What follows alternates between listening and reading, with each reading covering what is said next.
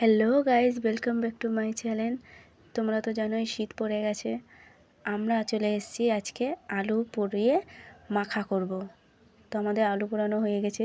এই যে নুন, লঙ্কা, তেল, চানাচুর দিয়ে ভালো করে মাখিয়েছি। ওতে ধনেপাতাও দেওয়া রয়েছে। ভালো করে মাখিয়ে তারপরে আমরা যতজন এখানে ছিলাম সবাইকে কলার পাতার করে দেব। তো আমরা বাচ্চাদেরকে দেওয়া শুরু করে দিয়েছি প্রথমে, তারপরে আমরা বড়রাও খাবো। এত টেস্টি হয়েছে না যে কি বলবো। তো সবাই এক এক করে নিয়ে নিচ্ছে। এবারে আমরা একটা দাদাকে দিতে যাব। দাদাটা থালা নিয়ে বেরিয়েছে, নেবে বলে প্লেট নিয়ে বেরিয়েছে, আমাকে দেখে লুকিয়ে চলে গেছে বেচারা। তো দেখতেই পাচ্ছ কত সুন্দর মাখানো হয়েছে, খুব ইয়ামি হয়েছে। আর এই বাচ্চাটা খেতে খেতে নাক থেকে জল বেরিয়ে গেছে, জাল লেগেছে বলে।